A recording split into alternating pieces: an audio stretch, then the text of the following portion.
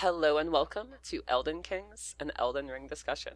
I am your host, Gideon the Half-Gnome, and once again joining me this evening is Rage Akari. Say hi, Rage. Hi, Rage. I'm gonna do this every time. I'm so sorry. Hi, everyone. It's me, Rage Akari, from Rage Akari. Who would have expected that? I know, I know. Quite famous, quite famous. The illustrious Rage Akari here with me. Such an honor. Um, Yeah, I mean, we've broken down everything about the podcast, what we've been doing with, like, what we know so far in the last episode. So go watch that if this is your first time in, or don't watch that, because, I mean, they're pretty put apart in, like, the spheres of discussion that they try. This one will cover the Empyreans of the game, most notably our personal Empyrean guides. Like, while there's quite a few of them that are outside of the Tarnished sphere, I say quite a few, like, there's a lot. There's, like, two people. There's Marika and Millennia that don't act as, quote-unquote, a guide to the player Tarnished during the game, and instead sort of, like, beat the crap out of them, or sit in a tree all day. Well, I guess both of them sit in a tree all day. Damn. You can see how this is going to be a rambly podcast. To Oh, yeah. get into it, though, I'd like to first just start with the concept of what an Empyrean is in regards to the player character, which is to say, an Elden Lord can only be Lord with an Empyrean goddess at their side. Like you need a sugar mommy if you want to be Lord, to put it bluntly. And Rage, what do you have to elaborate on this? Oh, yes. Empyreans have ruined my life. No, Empyreans, like... So the word itself comes from, I believe, Greek, and it means of the fire. And I feel like it's one of those rabbit holes that is so intrinsically important to the game, and then once you start getting into it, is just going to consume your life entirely. See reference of myself. But like, the Empyreans in this game are they're some of the most important like characters, and even despite them being some of the most important characters, are like biggest guides and some of our biggest roadblocks. The like actual like the stuff we know about them is like very specific and also really really very strange almost. Nobody can actually like for sure say what like Empyrean means, which I think is really interesting. Like, we have a general guideline of what it would mean to be an Empyrean, and obviously the big point is that, like, eventually they could become a god slash goddess. But while that's true, there's, like, very few things that are actually tying all of the Empyreans together without, like, making theories and assumptions on, like, some of those characters and changing some of the things that we're actually told about them, if that makes sense.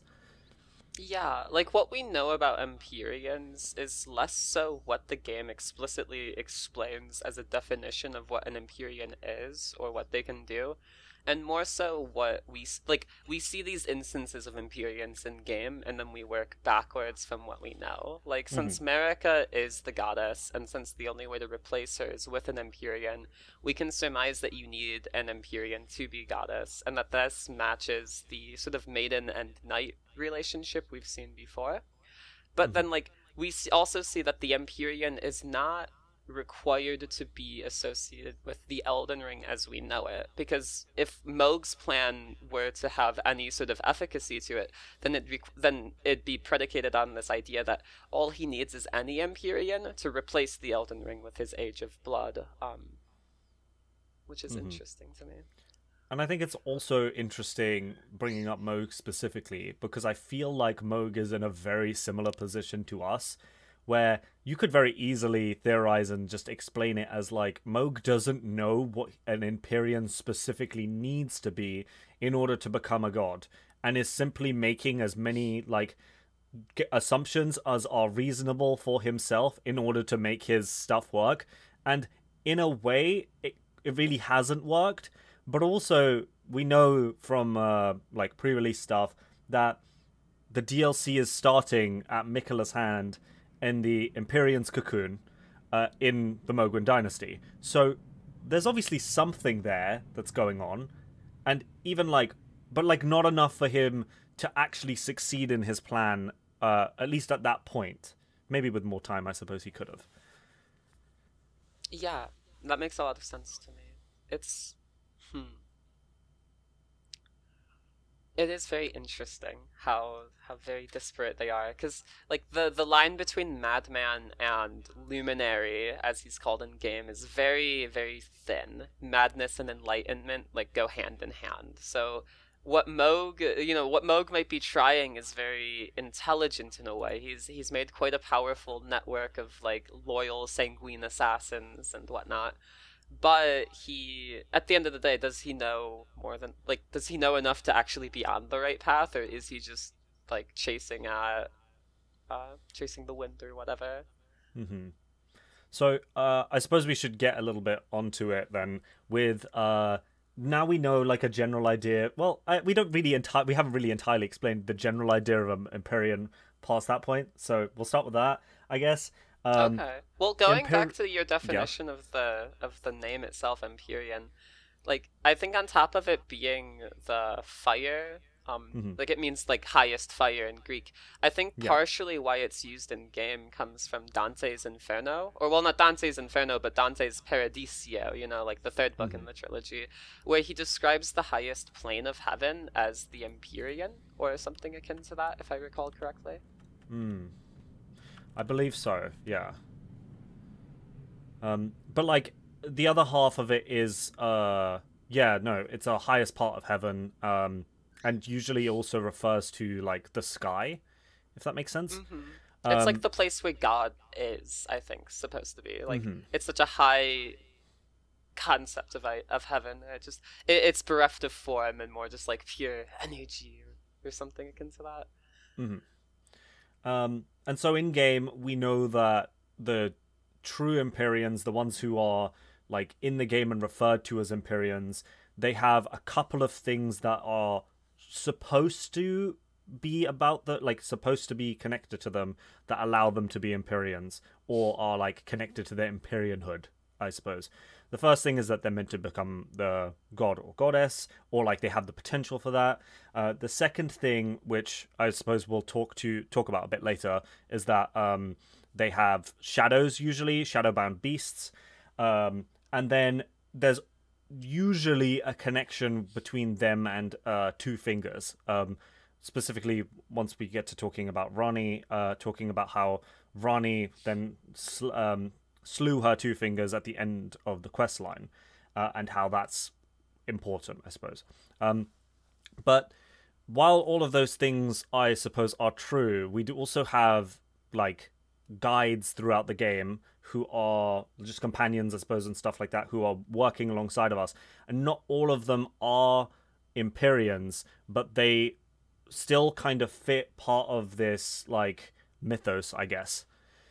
Yeah, like where they might fail in the model of achieving godhood, they still achieve that micro relationship of being a sort of companion figure to your hero figure, the same way Mm-hmm. that like the lord and goddess at the highest level is supposed to represent, I feel like.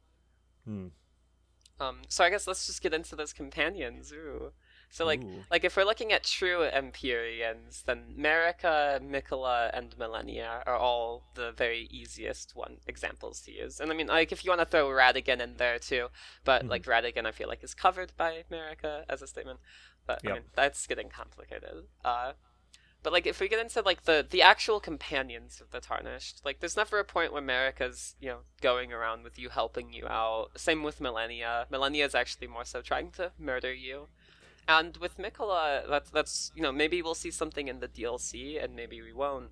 But Mm-hmm. even if we do see Mikola in the DLC, he's still gonna be in the same boat as Ranni, where both of them have abandoned their flesh by the point that we meet them in game. Mm-hmm. And part of being an Empyrean, I think, is having that Empyrean body. I think, like, if the Empyrean is supposed to be the vessel of the Elden Ring, then perhaps that Empyrean flesh is partially what is needed to be a proper vessel. And if that's the case, then it makes perfect sense why Ranni would purposefully abandon her flesh on the Night of the Black Knives to instead choose the dark path of the Empyrean. But with Mikola, it's more interesting because his purposes of abandoning his flesh seem more so to be so that he can go to the land of shadow. And I mean, I guess maybe they're just tangentially related to him possibly dying on his own when Moog kidnapped him, but that's more headcanon, I feel like. Yeah. So from like the story trailer specifically, we we know that he's abandoned not just his flesh, but his strength and his fate. And another thing that's really important with Ranni throughout her questline is her attempt to, like, basically dodge fate as best she can, and everything that she does throughout that time is basically trying to subvert what is written out for her in the grand scheme of things, right? She wants to become, well, she doesn't. We're not even necessarily sure if she wanted to become God or just realized that, like, that's the best way for her to achieve the goals which she had. But she very clearly does not want the fate that the Two Fingers have listed out to her. She does not want to become God underneath the rule of someone else. And even, like, the very beginning of all of this, the death of Godwyn is her fault, right? She is the one who caused the Night of the Black Knives. And it's very heavily intertwined with that idea of subverting fate, I think. Yeah. And one thing that has been on my mind about subverting fate and abandoning fate since we have gotten that line from the DLC is that Amber Starlight represents the fate of the gods. If you see during Ranni's quest line, she abandons the fate as it's controlled by the Two Fingers by destroying her flesh, but there's still parts of her quest line where her fate is quote-unquote locked. It can't progress.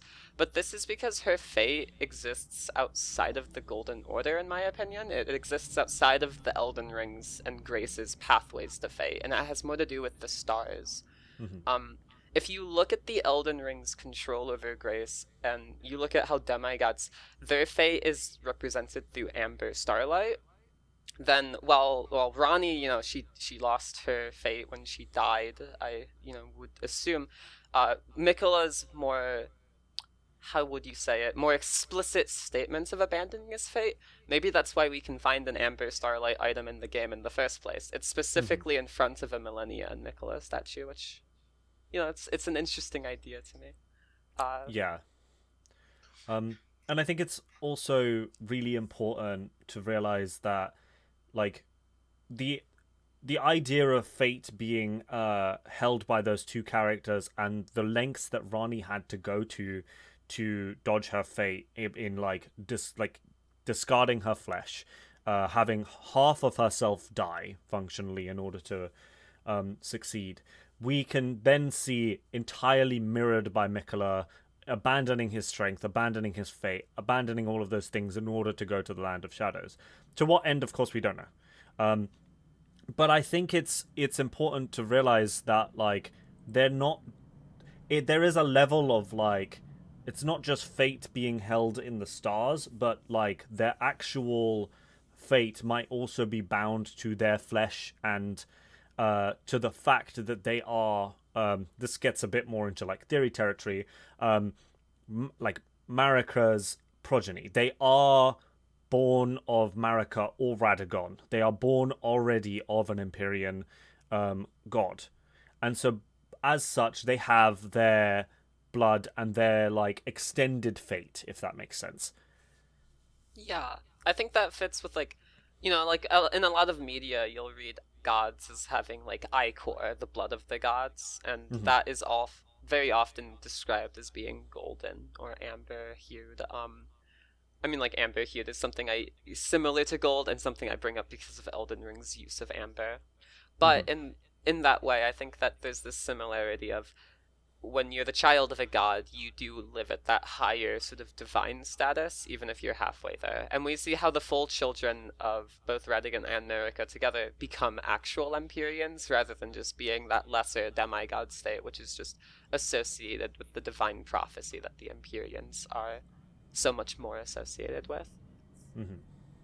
Not to spend too much time here, but I guess just to keep us moving forward, I'd like to talk about three other characters who fit sort of inside of the Empyrean mold, but not quite.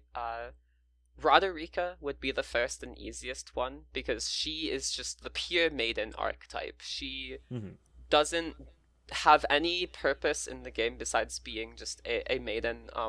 She's not a fighter. She learns spirit tuning instead. Spirit tuning is something she learns from Hugh, and while Hugh's most Hugh is most related to Roderica and Marika, and Hugh talks about an old friend he had, and then teaches Roderica and expresses like sentimentality over those old feelings in such a way that I feel like Roderica is intended to mimic Marika in many ways. Which is why she's on this list. Fia, I feel like could honestly also be added to the list. I don't have her on our shared document, Rage. Yeah. But Fia is in that similar vein of being in the Round Table Hold, being a maiden who guides the player down her own personal path. And I mean, depending on how you want to look at that bedroom, lore-wise, you could even theorize that was Marika's old bedroom, and it has like a painting of her in there. It's a very ornate bedroom. Maybe that's where she stayed before they built the really cool one with all the pizza boxes in it. Quote-unquote pizza boxes. The pizza boxes. The dreaded Marika pizza boxes. But yeah, so I suppose we could also then specify that when we're talking about Empyreans, we're not just talking about those who are listed in the game as having the title. We're talking just as much in this moment about companions in the game who are intended to like be there to assist you along the way. Because while none of these characters that we're going to mention now are like true Empyreans, they fit that role of maiden that kind of... Like, the role of maiden in and of itself is very clearly meant to be a stopgap for Marika in a way, right? Like, the way I see it is that the Tarnished was meant to have a maiden as, like, an idea of, like... This is going to sound kind of strange, but, like, they have the proof and the concept that they can be an Elden Lord because they can treat this feminine figure who's helping them out correctly, basically. And so... Thinks about throwing her in the fire. Literally. But, like, the interesting part about that is the idea that, like, part of the reason why none of the other Elden Lords really succeeded is because their maiden wasn't able to, like, assist them to a certain point. The maiden might have been working against them, or, alternatively, instead of choosing to continue along the line of Elden Lord in order to do whatever they needed to do to become Elden Lord... they decided to go, actually, no, I don't want my maiden to die. Which, honestly, it's fair. But when we're talking about Roderica and then, like, even Fia, there is, like, this almost, this interesting, like, big difference between the two of them, where Roderica, I think, kind of plays this role of she's literally just there because you happened to stumble across her in the shack. You happen to then find the rest of like the people she was with in Stormvale and then get her an item. You give it to her and then she returns with you to the Round Table Hold, and from there onwards she has no purpose, and you like Hugh, but between you and Hugh you give her purpose, and that's her reason for existing in a way, right? But on the other hand, Fia plays the entire, like, opposite of that role, if that makes sense, where she's already doing what she's doing. She happens to, like, see you and then go, if you want to assist me on this, I'm not against it, if that makes sense. She's sort of actively manipulating people into assisting her. Like, like, for her, like, I don't think that she does it out of some sort of, like, she's evil thing, but she does it out of the pragmatic, if I don't have these shades defending me, like at Fortisex's boss arena, then she could just get murdered very easily. Like, it's almost a self-defense thing to draw people into being on her side by using those, like, by, like, you know, wooing them to her side, so to say. And I think it is also interesting that, like, I think just to get a bit meta with it almost, the fact that she like gives you a hug and then very actively takes some of your health, right? But she doesn't do it in a way where like it is somewhat manipulative, but she does mention that like I'm gonna take some of your warmth with this. Are you willing to divest it into me? And then when you hug her, you lose that chunk of health, but she still gives you something that is useful, right? And the way that like this is just again a little bit meta. There's so many people who saw that and then just went, "Oh my god, she's taking my health. What the hell?" and just didn't notice that because they didn't listen to her properly. I think it's just kind of funny. She's straight up with you. She asks for consent beforehand. Like everything Fia does is so reasonable to me, and I think it really makes the ending of her questline so much more poignant because when you end the questline, you get the Radiant Baldecin's blessing, and the Radiant Baldecin's blessing specifies that this is the only blessing she bestowed of her own sort of volition or desire. Everything else is work. Everything else that she does is something that she does out of requirement and pragmatism. And like if you look at her as like a sex work analog, which not to go too deeply into that because that's beyond the scope of this episode, but in my opinion, she absolutely is a sex work analog. I think that's a really powerful message of like her growing to appreciate you over time, and I think that like Elden Ring does that with a lot of its characters. Like Ranni has a very similar thing where her dialogue can change depending on how you treat her not during the like how you treat her. That's like way too in depth of how explaining it. But like if you get an extra dialogue with her, like if you get to check up on her, then she'll treat you differently. She'll talk to you with softer dialogue, and it's interesting that they took that time to give this emotional evolution to your relationships with some of the characters. 100%. I think it is really interesting that they decided to do that, and I think it's even more interesting when we then begin to like move on from them to the one like that I assume most people have been thinking about when we mentioned Empyreans and then also companions, which is Melina, because when you meet her at the very beginning, it is purely just you're maidenless. I got a horse. Maybe you can take this and do something. Like maybe Torrent likes you. It seems that's fine. I can give you some strength because otherwise you're going to be useless. If you're willing to help me, right? Sure, entirely business. And then a little bit later, she's like, I was entirely just not believing in you. I thought you were going to die a horrible death, but somehow you've gotten this far and you're doing stuff well, right? And Torrent had like your measure since the very beginning. They believed in you. So you know what? I'm willing to like open the fold a little bit more and let you go to the round table hold and gain all of that, right? And I think like her as a character, just her ability to like firstly just fill us in on so much knowledge by like talking to her at all of the different churches and grace sites where you can talk to her as well.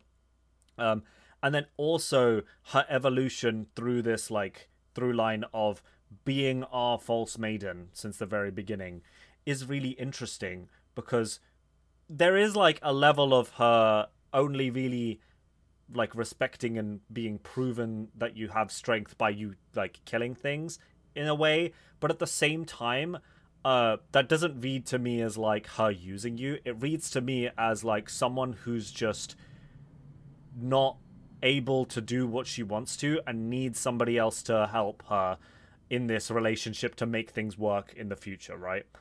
Yeah, and like it's a very mutual journey. Like Melina and the Player Tarnished are both on this quest that's essentially been set out for them by Queen Marika. Melina's there to fill in the gaps that the Two Fingers miss, because Marika knows that the state of the world after the Shattering is going to be so fucked up that even knights won't have their maidens. And if they don't have their maidens, they'll never be able to fully fulfill the prophecy of the Two Fingers. So she makes sure that Melina exists with the knowledge and movement capacity to go find a Tarnished, become their maiden, even though she knows herself as a false maiden, and guide them. Like she's being used by Marika as much as the player is, and her dialogue reflects that as you move on into Landel and the mountaintops, whereas before she was more so just sort of lost. Literally just like the player. Like a lot of your emotional states, a lot of your knowledge about the game, they match Melina and how you evolve to learn more. Yeah. And I think like the extra like layer on top of that is that like she's being used by Marika, and at first it seems like she's using you, but it is this mutual symbiosis once you get further into it. And then eventually, by the time you get to the end of it, she is not only fulfilling a purpose that she feels is set out for her, her reason for existing, she gives up her entire being, her life, in order to burn the Erd Tree for you. And she's very determined about it too. Like she speaks with very strong willpower and drive. And I think like again, going back to like a little bit of the meta-ness of that, right? The amount of people I know who choose the frenzied flame route purely just to find a way to try and save her, even though she mentions it's her like life goal and purpose, and her entire determination, her entire being is to fulfill this like sacrifice for you. I think it's so fascinating, just the fact that like they managed to craft a companion who was so beloved that people are quite literally willing to go to the worst possible end of the scale in order to burn themselves in order to save her. And once you get to the ending with the Frenzied Flame, you can tell that she's obviously not happy about that, and she's entirely willing to do whatever she needs to do to put you down for it, right? To like destroy you for having embraced this thing that she tells you she doesn't want you to do. I think it's really, I don't know how to explain it more than it's just really interesting that there's so many people who see that and still go, you know what, knight and maiden still, like that whole like almost like white knight mentality of I need to protect her no matter what is so ingrained into like the players of this game, I guess. Yeah. It's a really well done storyline. Like the player, you know, grows attached to Melina as the game progresses. I know that a lot of people have like criticized Melina for not showing up a lot. I think personally, if you play the game fast enough, she does show up a decent amount, and like even with that criticism, I do like if she showed up while you leveled up, that'd be cool. If she just sat up the grace with you, that'd be cool. I'm sure there's a number of reasons she doesn't. Like maybe checking for like plot relevant things, but regardless of all of that, I mean I agree. I think it's so well done that you go to the mountaintops and you meet Shabriri, who tells you to go back to the capital. Obviously Shabriri is fucked up. Obviously Shabriri is saying something that is sus. But like he's not he's manipulating you, and he's not manipulating you. Like he's telling you the truth. He's like, if you want to save your maiden, then tread the path of true rigor and go and take up the frenzied flame. You know, be a true lord is what he's like saying. And it speaks a lot to like very gamer sensibilities, and it also like is like giving you a quest to go back. But as you progress through the mountaintops, you then find Vike, who very specifically explains that if you were to go back, if you were to do what Shabriri was doing, this is what you end up as. The player can go farther than Vike and actually become the Lord of Chaos, but either way, you still lose your maiden. You still lose like everything that's important to you, including your identity. Which I enjoy, I guess.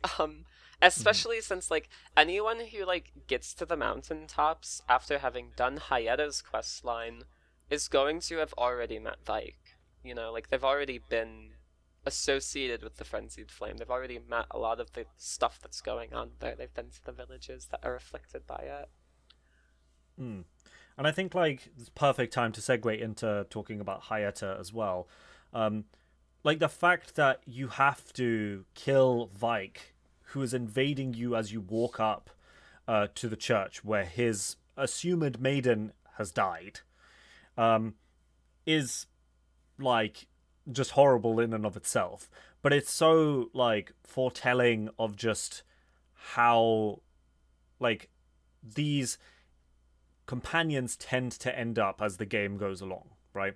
Like it's no like surprise, I think, to anybody who's listening to this, that the majority of the characters in Elden Ring don't have happy endings per se.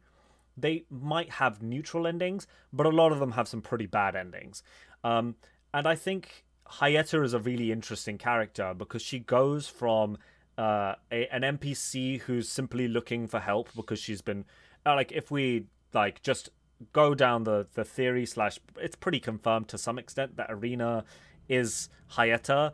Like they're the same model. And you like have to they're like absolutely the same person. absolutely, The same way that yeah. like Shibruri has taken what's his Yura's face's body? body, Yura, yeah. But like the fact that she goes from this basically this poor princess who's like, there's been an uprising in my castle and everything's horrible, but you need to go deliver this thing to my dad, and like everything will be fine then. And then her storyline ends very abruptly in tragedy, or you can kill her as well, I suppose.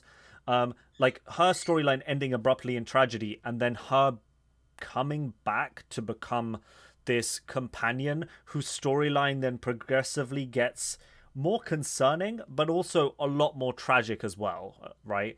Because you're functionally taking this character who's already lost their life. They're back and able to help you. And so what do? You feed her horrible frenzied eyes. And then eventually it gets to the point where you literally burn her eyes out of her skull. Yeah, no, it's so fascinating. Like the frenzied flame, just like the guidance of grace, exists as a metaphysical force that manifests in the eyes. And you see that with the Shibriri grapes. The Shibriri grapes are eyeballs that have like fermented with the power of the frenzied flame. And you collect them in a variable amount of spaces. Something that connects Irina even closer to the frenzied flame is that like the frenzied flame manifests with misery. That's why the yellow flame of chaos craves for an end to all, because it believes that like everything is misery while it's apart, so it should just give up and recombine. It's a very third impact Evangelion type of philosophy. And you see Irina's father, Edgar, he becomes tainted by the frenzied flame. You obtain one of the Shibriri grapes from killing him in his invader form. So you see how for both characters, their story ends in misery, and the frenzied flame finds them because of that. And I think like it, like not to continue down this trend for too long. I think it's also even more poetic that like Castle Morn, this place where it's very explicitly about a cycle of revenge, ending in just a brutal, abrupt. That's it. The cycle of revenge ends, and like in a way, because you get invaded by her dad again, the cycle almost continues just a little bit longer, just to spite you. And then then onwards, it does. We talked last time about how the misbegotten in Castle Morton, there's that ghost where like he's being eaten and he's like, no, I'm gonna turn into a misbegotten. That's the cycle of vengeance. The misbegotten are upset, and they throw this, they do this vengeance thing. And the cycle continues with Edgar, because what he's doing at the Revenger's shack where he invades you is he's eating people. He's invading them, killing them, and then he's eating them. The same way that like the frenzied flame soldiers around Gilmere are doing it, that we described. Like, it's so fascinating how this idea of like flame like is all encompassing and all devouring.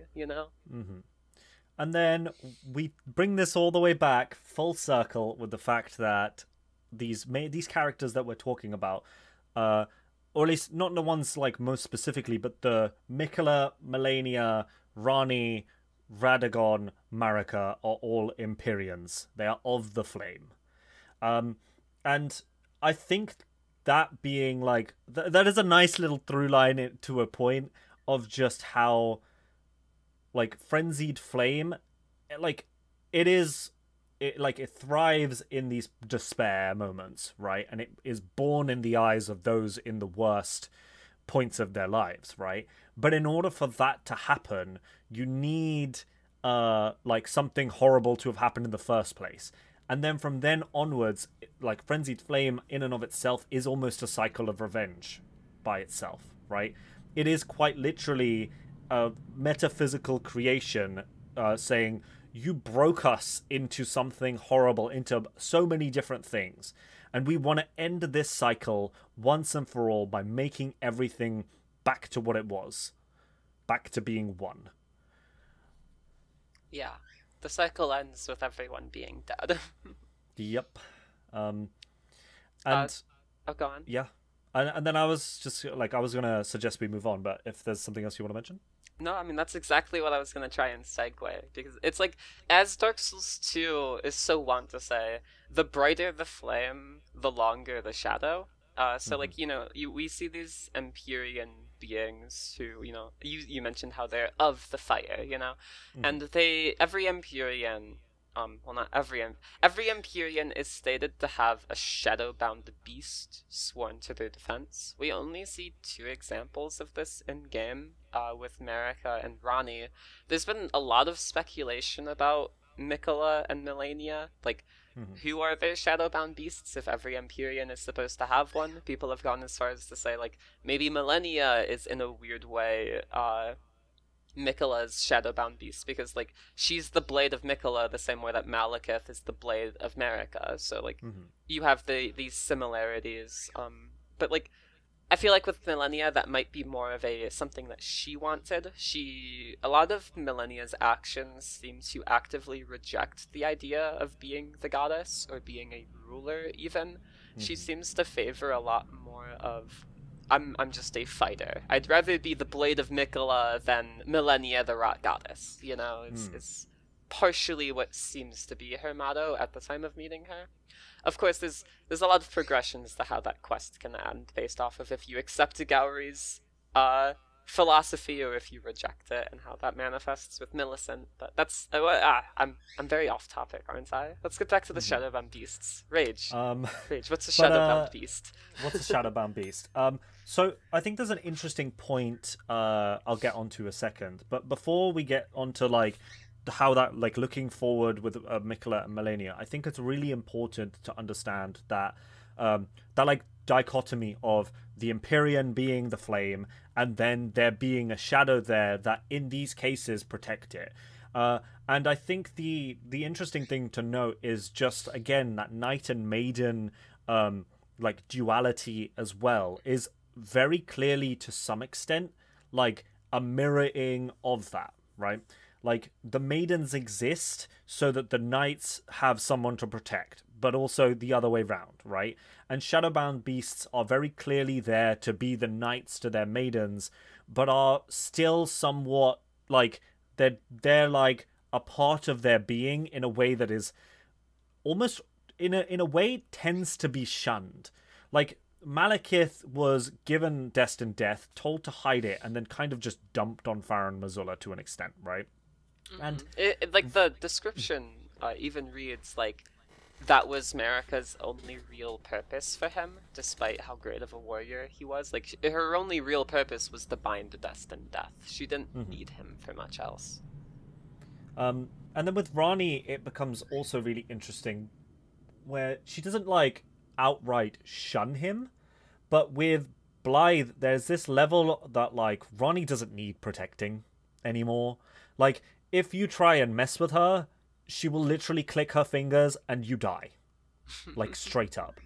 And even on that level of, like, we can, like, have, like, Ranni in and of herself is, she's doing her own thing. She's very independent and she's very happy to not need the help of the others past a certain point. Like, she doesn't tell us to go kill her 2 fingers. She does it herself. And she's surprised that we're there, right?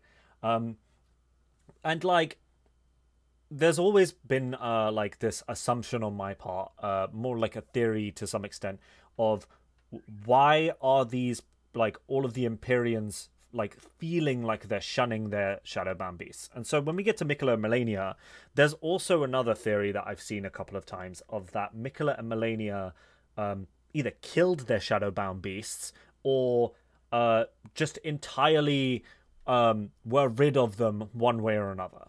And I think it's interesting. I don't necessarily know if the characterization of those characters fit for that. But it also, like, that the fact that they have no shadow is very strange. So it is like this very odd thing to go down, I suppose, this thought train.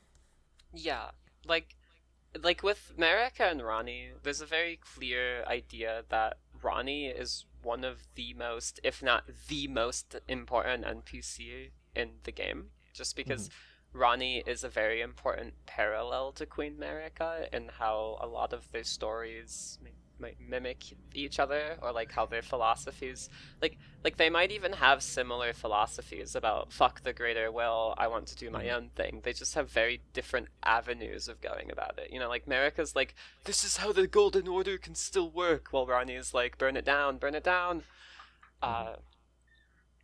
So like I think that's, you know, that's a big reason why we only get those two shadowbound beasts. Like Miquella and Melania already have so little going to that for them that like to add in some wolf character who is badass and a shadow person would be fun, but it'd be hard to fit.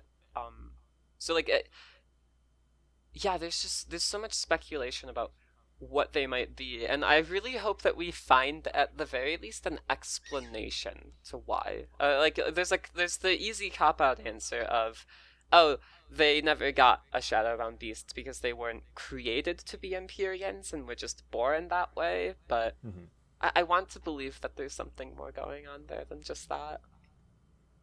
And I think I also want to bring up then when we talk about Blythe specifically, the first place that we can really like get a lot of information from him past the Mistwoods, so you meet him in the Mistwoods and then have a chat with him, is Bloodhound Knight Darawal's Everjail. And yes. Yeah. I think it's really interesting that not only is there like this this whole sect of individuals, these Bloodhound Knights, who are there to almost mimic the shadowbound beasts and try and become that like knight to the maiden, but the feral version, I suppose, is the best way to explain it. The fact that the first one that you're expected to meet, and the one that gives you the sword that everybody uses, is the one that the shadow of Ranni is literally sat there going, I gotta put you down. Yeah. And then by the end of the quest line, or like near the end of the quest line, the forlorn, I think it's the forlorn Everjail, forlorn hound Everjail, or something like that. Blythe ends up in the same Everjail that Darawal was in, right? Used and discarded when convenient. Literally. And the fact that there's almost this level also that the two shadows that we know in the game, it feels to some extent like both Marika and Ranni had this feeling of they could be used against me. They are a part of my being to an extent, and they might betray me. They're so close to me that if they were, it would be devastating. And so they are kind of just sent off somewhere, jailed for it, and just abandoned. And I think it makes it even more tragic when the absolutely like entirely distraught Blythe at the end of his quest line, one of the lines that he says is, I'm a part of her very being, I could never betray her, while he's stabbing you. It kind of almost proves that these shadows, while they are there to protect the people that they're with, they're like built to be a very specific kind of protector. And I've always had this like more like a headcanon more than anything, that the shadows themselves are literally there to protect them not only from outside sources but from themselves, and like subverting the greater wills goals, which like is kind of not entirely a headcanon, but yeah, I guess. No, I completely agree. Like from everything I can see of Shadowbound Beasts, and I know that like sometimes my theories fringe towards a more intense or extreme or fantasy or mystical version of events when maybe that goes too far. But like it seems that the Shadowbound Beasts, whatever, like even though that they're separate physical entities, even though they have their own personalities, like we know Blythe to have been literally raised alongside Ranni as like a foster sibling. Mm-hmm. They seem to be connected mentally, like at a way that goes far beyond what just like two normal people meeting each other would be. And we see that like with the line that you mentioned from Blythe, where he says, "I'm a very part of her." Like he's connected to her at a way that goes beyond just being a bodyguard. Whatever oath he swore to her, whatever like mystical force that binds him, it's very intense. It's very driving.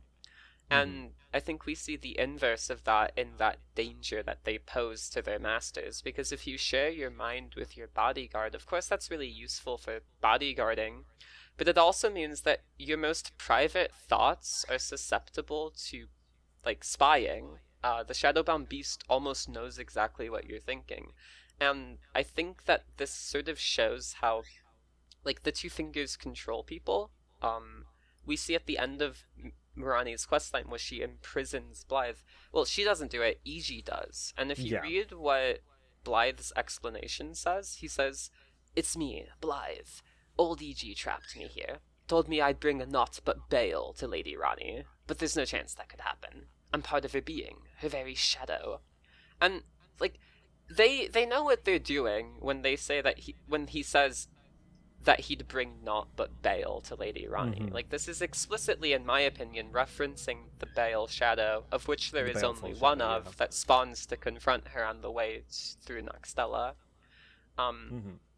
Like, there's a lot of weirdness with that quest. For instance, Ranni references the shadows as if there might be more than one of them, but then there's just one of them. But, like, overall, everything about the Shadowbound Beasts seem like a safeguard to destroy an Empyrean should they attempt the dark path of the Empyrean. And Ranni and Iji knows this. Iji wears his mirror helm to literally hide his thoughts from the greater will. He's got his tinfoil hat.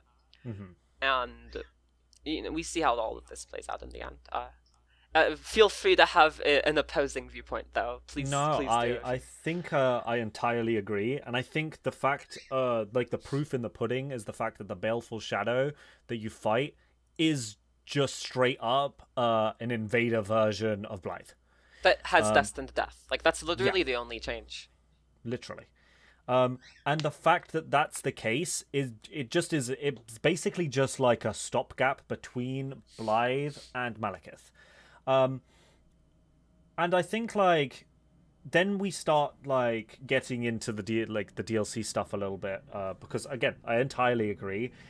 One of the things that is pointed out at the very beginning of the story trailer is that they mentioned that this is the moment of, like gold being created, but also shadow, right? And I think that, like they're two metaphysical forces that have to exist together. And I think that's, like, not just again, this is my headcanons going into the future, but, like, I think, like, there's enough evidence that I hope I can convince you. I think when they're talking about shadow, it's not just like the shadow tree or the shadowlands per se. I think this might also be referring to shadows themselves, the shadowbound beasts. And I think the reason why I think this is so, like, possible is because Malekith is said to have been there to some extent to fight the Glowmite Queen, but also he was there when Destined Death was sealed away and then the Golden Order was created, right? So in order for, like, the Golden Order to have been created in the way that it was, and then all of the stuff afterwards to have occurred, he needed to have been there for some time. I feel like he needed to have been there fighting, and then therefore getting Destined Death in order to do all of that stuff, right? And so, like, whether that moment is the beginning or not is very debatable. But I think the idea that, like, shadows were there from the very inception, literally lurking in whatever shadows they are, almost, I think, begins to have us then question if the shadow of the Erd Tree is a realm of shadow, and Miquella and Malenia are characters who don't have visible shadows in the game, does that mean that we're going to be able to see their shadows or something to do with their shadows in the DLC? Or does it mean that like the shadows that they cast on the world of Elden Ring, what exactly is that? How do we like reconcile those, like what we're seeing, I guess? I don't know. Yeah, it is very complex, isn't it? Mm-hmm. Some part of my brain goes back to older, like the Souls trilogy, the same way it did when I first played through the game. Because if you like, Destined to Death is very much the Dark Soul. It's this dark, more tangible, more corporeal part of the metaphysical power that presides over reality, that is feared by those that control that metaphysical power. In Dark Souls 1, you see the first flame is born, and with it you have the three light souls of like chaos, death, and flame. And then you have the dark soul of humanity. And the dark soul of humanity is cut apart, shared among man, and then it's sealed away by the light. This is a bit of a departure from Elden Ring, where it feels more akin to, like, the Elden Ring exists, it comes into contact with the world, and then Destined Death is removed from it because of its impact upon the world. That impact could be seen as the death root that currently plagues the lands between, and which most likely plagued Farum Azula during its ancient days before its fall. But like with this new sort of DLC revelation from the story trailer, this from which gold arose and from which shadow was born, if you see Marika is taking these gossamer strands from whatever, there's a bit of like a birth metaphor being used in that imagery in the trailer. I won't go too far into describing the flesh thing, but she takes these gossamer strands out of it, like golden gossamer strands, and this is apparently like whatever event created the Golden Order, created what allowed it to be. So I assume the Elden Ring is also tied up into this. And I what I'm trying to say is that I agree, basically, that whatever the case, Malekith would have had to probably be around during this point. If we look at the whole parallel between Ranni being a foster brother of Blythe, I like to think that maybe he knew Marika from a very young age, especially if the Land of Shadow is where Marika first set foot, and that him being on deck to confine the Destined Death after whatever event Marika does to create her order, I think that makes perfect sense. And then, like, continuing on from that, we then get into Miquella, and, like, I suppose how Miquella is an Empyrean, but there's a distinct chance, I guess, in the DLC that they're gonna be some level of companion. And they kind of already have been, like, a level of, like, companion assisting us through the game, I suppose.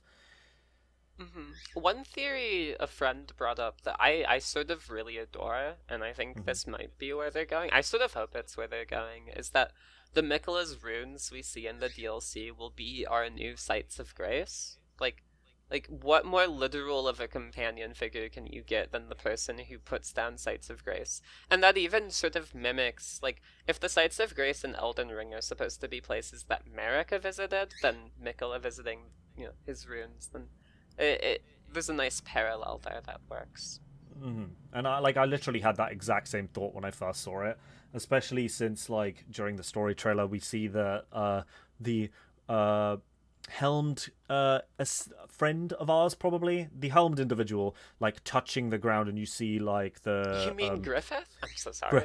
But you see them, like, touch the ground and, like, drag similar kind of gossamer golden strands across the floor.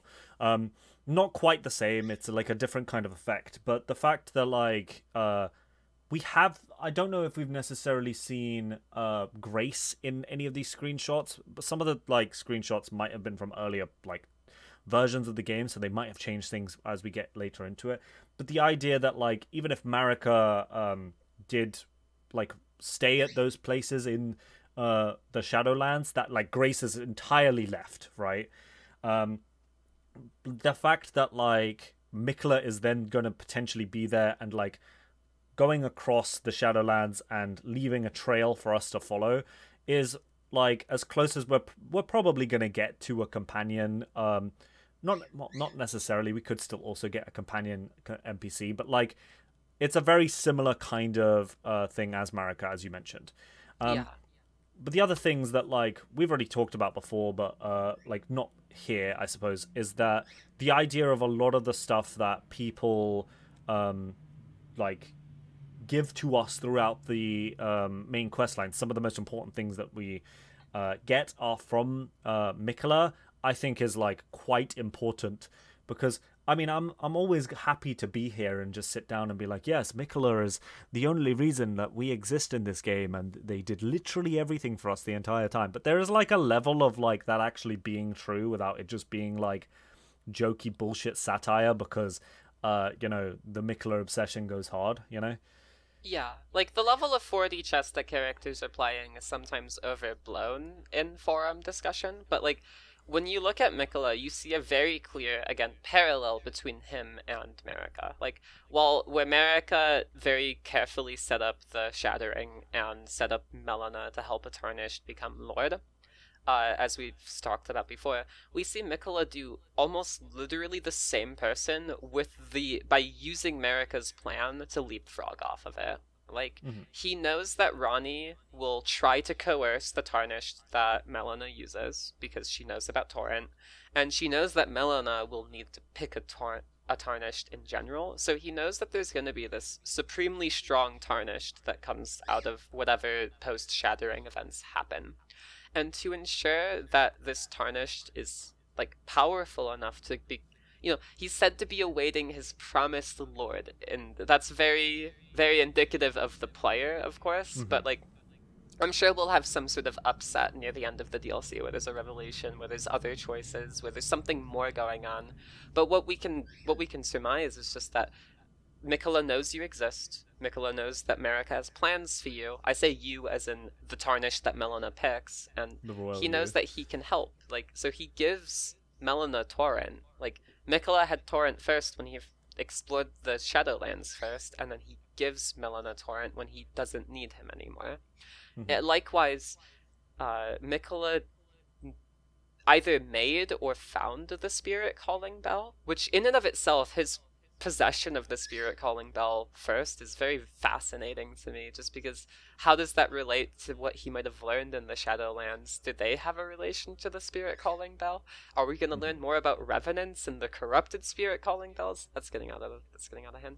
But like, yeah, I think I've rambled my point pretty sufficiently. Yeah. So the first thing I also want to point out is that there are Revenants in the Halig Tree at the very bottom.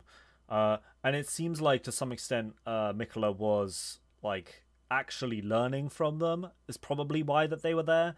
But also Miquella is like the lord of all things graceful and malign, as we like use the cut content line. I don't think like Miquella is the kind of person to have shunned them given like the opportunity. The other interesting thing, I just had like the most unbelievably crackhead thought that I now have to share because that's just how it goes, right?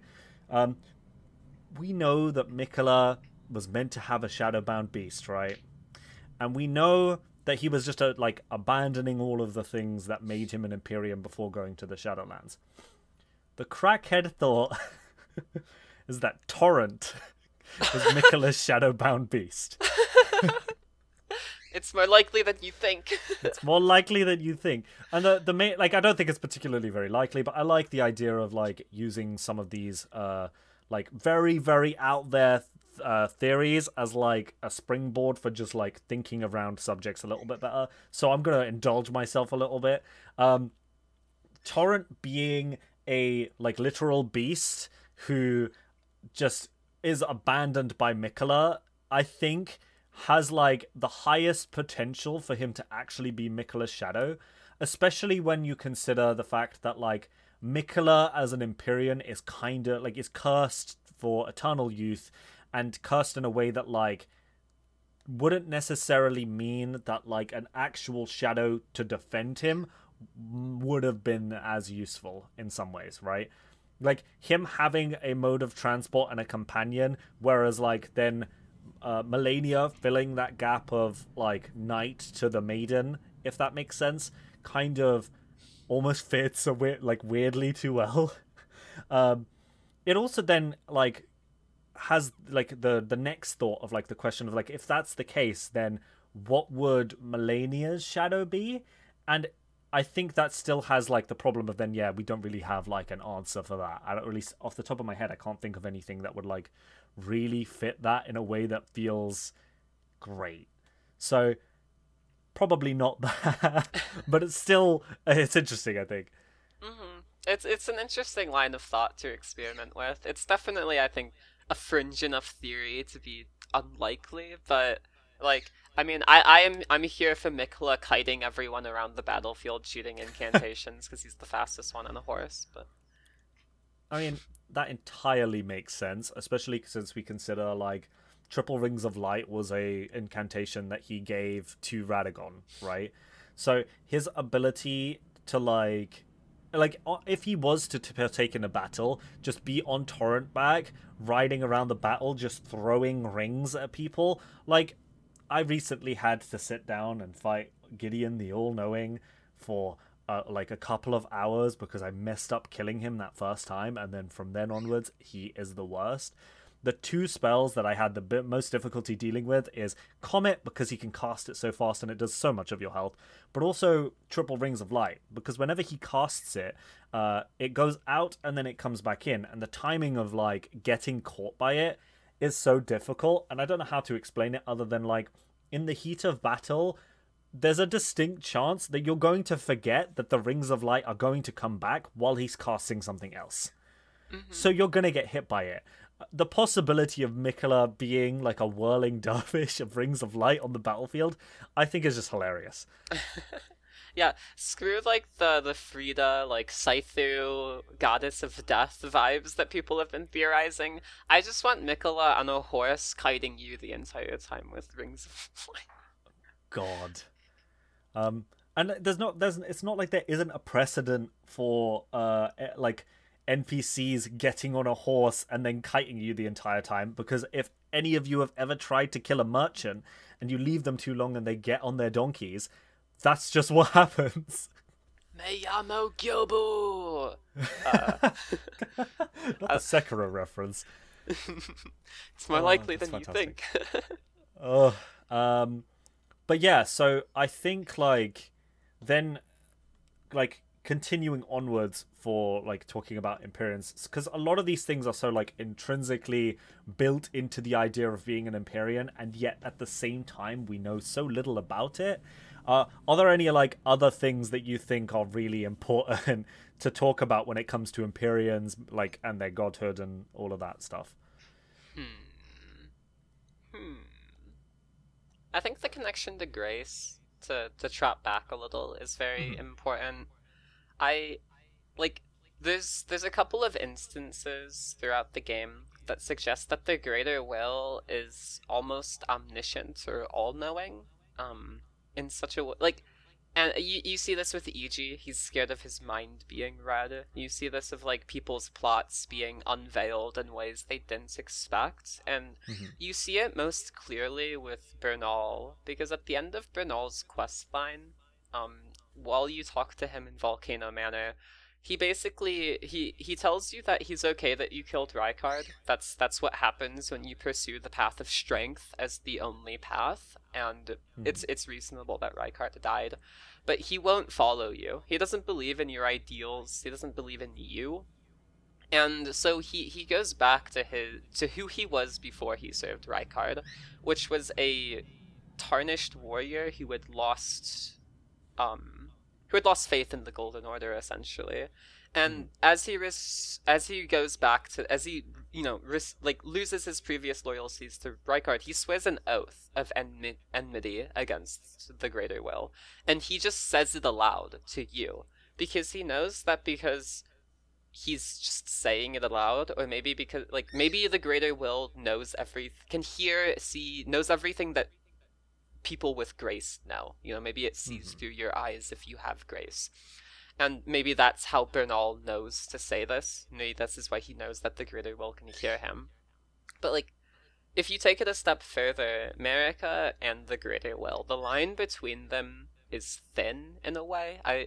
It's never so explicitly stated one way or another, but I've always read it as a very like Jesus situation where Jesus is the Son of God, but also is God. Mm-hmm. America may be privy to this knowledge in the same way that you are, and I just think that Grace is so fascinating because of that. Because I know I'm rambling again, but like Grace is runes. Like if you look at runes, they're basically a script of light that exists metaphysically. If you look at a lot of sacred seals, these are like the sacred seal is that metaphysical script of light. Or another like example of power, like the Dragon Communion seal is entirely formless from what I remember. Mm-hmm. And it's only the more ancient seals that have tangible features. Like if you look at the Godskin Slayer one or the Ancient Dragon Cult one, like those are entirely physical, but like the Erdtree Incantation seal is metal built around the sacred script of light that represents the Greater Will's power. Uh, I'll just let you springboard off of this because I feel like I've been vomiting thoughts about Grace as they regard to Empyreans. I could go on. I think there's some really interesting stuff about how maidens change the fate of the knights that they serve. Like if you look Mm-hmm. at people manipulating runes, that's almost manipulating fate in a way. Like you turn your runes to strength, you turn your fate to be stronger, you know. But Mm-hmm. bleh, bleh. Bleh. This has been an hour long, so I'm a little unfocused. Yeah, no, I think that's completely fair. I think like Grace in like and in its like entirety, I've always seen it as like very specifically gold and like the Golden Order, like not just the Golden Order, but like the things it's made of and the things it's trying to be in like a physical, a metaphysical, and then like just like a like a subtextual level, right? Like it is literally a thing that you, when you see an enemy with more golden eyes, they drop more runes, right? When you kill a big enemy, they drop a bunch of runes. Like the gold, like a lot of power and like just there's a lot of things in this game that are stored in the eyes and then can be passed on by eating them or like killing an enemy and then harvesting that, right? And like one of those things I also wanted to point out is like the beast eye as like an idea as well, where like it's not just like the original like some of the other eyes. It's like destined death and like the ability to track death route is in an eye of a beast, right? Or like, well, a lot of people like theorize that it's probably the Glow-Mad Queen's eye, but you know that's going a little bit out of the purview of this conversation again. But I think it's like really interesting to see just how like Elden Ring and like the Greater Will specifically using that grace as a way to draw people towards it almost, like through like actual graces and then the guidance of grace, and then how some people just lose it overnight, right? They lose the ability to see that just as much as like some of them lose the like actual strength of it, right? The Tarnished specifically, I suppose, I'm talking about in this moment. And I think like the fact that like grace in and of itself is, yeah, I'm beginning to believe now a little bit the whole idea of like grace being able to be used by the Greater Will to see what they want you to see, and those people who stray off the path lose their ability to see grace. I find that really interesting. Yeah. I really like Grace as this just I really like the literal idea of guidance of grace. I Mm-hmm. think that part of Elden Ring speaks to the concept of servitude and the almost desire for servitude. And this is something that From Software has like explored in the past. There's actually a really funny Dark Souls 3 item description. I think it's on the whip. Mm-hmm. But it's like man longs for servitude or like obedience or something like that. Mm-hmm. And yeah, it's silly. Like you see that a lot. Like man serves the gods. We've talked about that in the last episode. I think that's like very wrapped up in man craves servitude. They crave the simplicity of obeying an order over deciding for yourself. Like, the ability to simply follow where grace takes you, follow the fate that is laid out for you. It's an easier thing to want to do than to, like, forge your own path. And I think that's part of the messaging of what the guidance of grace is supposed to represent. Yeah, and I think this is really funny. It just reminded me that like this actual conversation happens in the first Avengers movie, which is a really random tangent to go on. But Loki basically just sits there and says this, and then somebody like pops up and then mentions a bunch of the stuff that's happened in the last 100 years that disprove that to a point, and like people like Loki will never win, and then Loki gets shit on for it. And I think it's just like the fact that I'm referencing an Avengers movie is really, really silly. I'm sorry. But like, I think it's really interesting to just sit and then consider that through the lens of Elden Ring, and how like the idea of servitude, almost like there are some people who embody it really well, but still get fucked over for it. And then there are plenty of individuals who don't and refuse it, and therefore they like overthrow their leaders, like the Misbegotten as an example. And I think like the problem in a way is like, even under a single voice, a single set like individual's like mandate, like you can't have entire eternal servitude without like some people being like, no, this isn't going to work, and then it not working. Because like every single like thing that Marika does, it feels like there are still people who are going to get like pushed out because of it, become disenfranchised, and then have to fight for their existence, right? And you see this with the final messaging of the game. Not to, I'm sorry to interrupt, but like, no, continue. With our two major Empyreans of the game, you see the what do you call them? The rings that buff your stats but make you take more damage. The Scar Seals. Yeah. It basically explains that over time, duty becomes a curse. Where once you might have been happy to perform a service, the permanence of doing that service over and over becomes a burden that you cannot live under. And that's why Marika is such a tragic figure. Like, that's why Marika needs to be replaced, because over time she's become unfit for duty. She can no longer hold up the burdens of the world. And you see again with Ranni that she disregards the burden. She abandons the path because of what she sees happens to Marika. Part of the reason I really like the idea that Marika has always been Marika, and that Radagon is a personality that forms out of Marika, is because it supports the thematic value of Ranni's choice to abandon that path.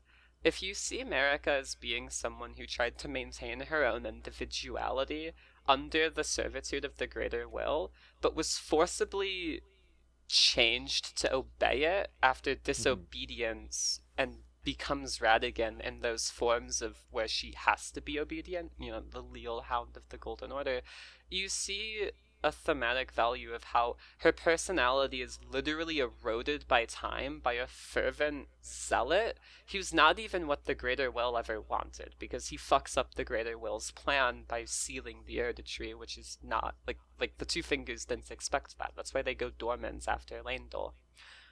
So I think taking your theory just to that extreme, I agree, and I really like how that is depicted.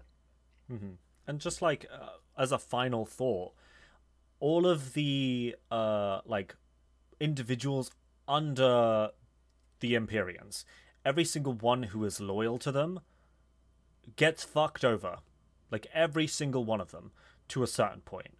Like we talk about EG and how like at the end of his questline he dies to Black Knives. We talk about how Blythe goes mad and you have to put him down.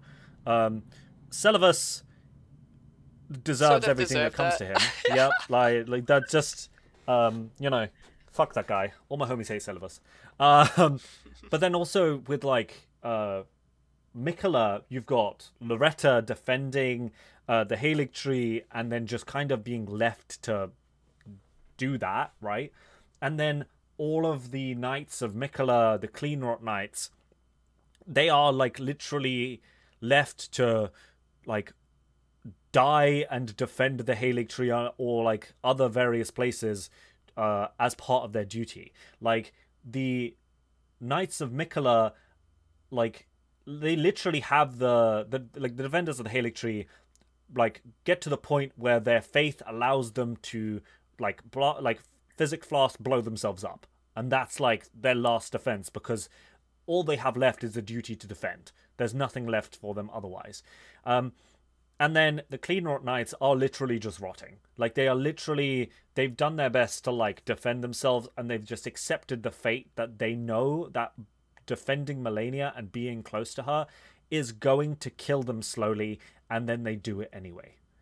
I think Hugh is another very worthy person to note 100%. in this. He has that same sort of tragic servitude, even like accepting his shackles, continuing to smith even after he was free, quote unquote. I guess one thing to elaborate on with the Halig tree is that like it has such a feeling of being abandoned. Like you put something away, and you put it away really well and nicely. It's defended. Mikola ensured that it'd be safe from attack. Loretta's the first line. There's a bunch of knights everywhere. It's very well fortified, but all of the knights are sleeping usually. Like they're put into a slumber.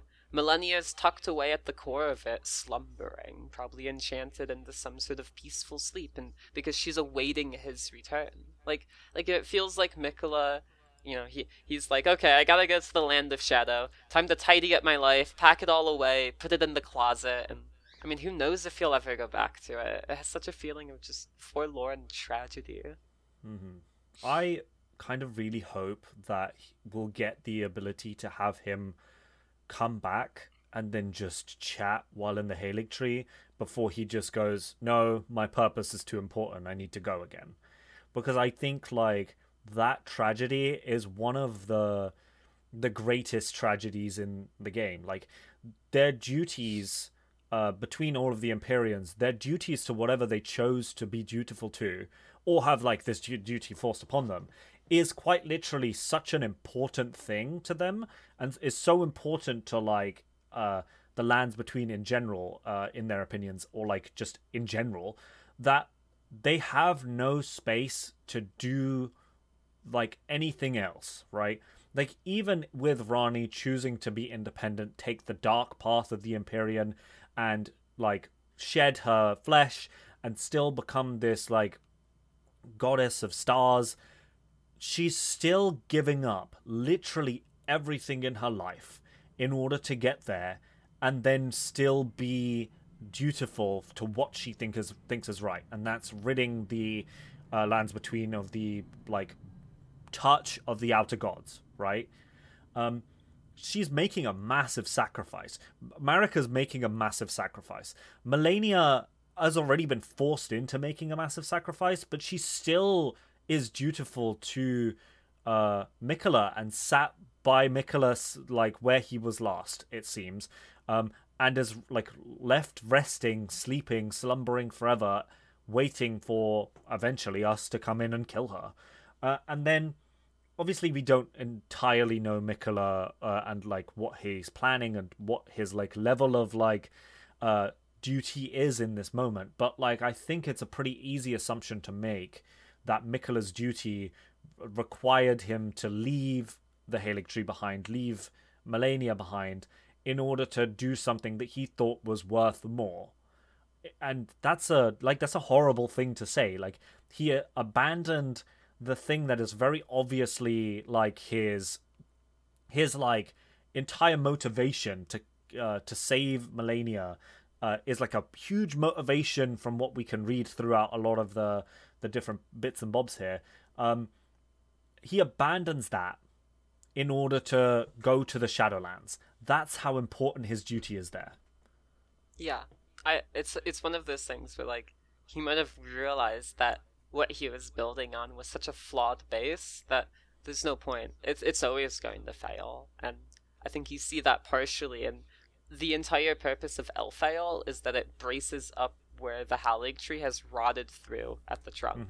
Like like the base is unstable. The reality can't be fixed by just creating a new icon. If anything to go by with the shadow tree, so to say, is true, then the Erde tree might already be a second tree. I know I've been a famous...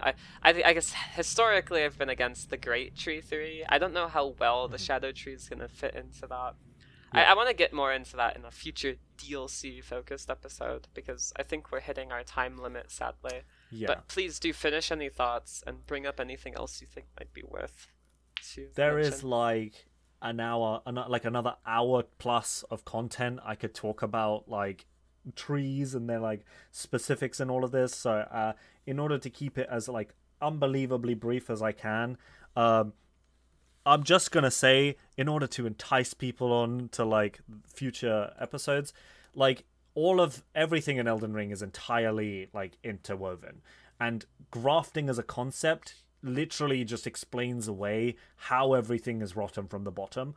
Because with trees, you have a rootstock, which is the stuff that like the roots get grown from that, and then you have the main tree that grows out of it, right? And we know that the Erd tree is grafted. It's pretty clear that there was a rootstock of some sort, and then the shadow tree looks very clearly like it was a grafted tree to some extent, and there's a lot of stuff I could talk about with that, but that's for the future. The important part when it comes to that is that if you have a shit rootstock for your tree, the rootstock is entirely what causes the tree to grow to whatever size it has and gives it the nutrients. You need to have really strong roots for a tree to be able to survive.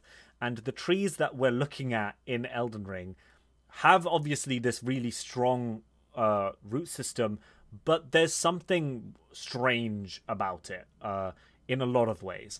And I think like part of the reason why Miquella's Halig tree failed is that the rootstock that he used was probably the same as the Erd trees, but it still needed stuff that Miquella couldn't provide because he either was morally against it or because the rootstock itself is not able to do what the tree needs for him to be able to do, right? For it to be able to do. And it's like trees in this game are interesting. That's all. That's my final thought. Absolutely. Like, notwithstanding the death-rooting Godwin, it might be severed from the roots entirely. But that will be a topic for the next Elden Ring discussion episode, titled The Golden Order's Theocracy, where we'll explore the idols and the gods and religion and all of that good stuff about the Golden Order and how it built its culture, laws, and whatnot off of. Rage, where can viewers find more of your amazing content? Yep, as I said last time, Rage Akari, you'll find me there on pretty much everything. The other thing I also wanted to mention before we finish is that in that next episode, we will be talking about trees. I wasn't just chatting about my ass, but there will be some amount of it. So, yay. No, sorry, I should have clarified. By idols, I think the Erd tree is a very strong idol of the Golden Order, but...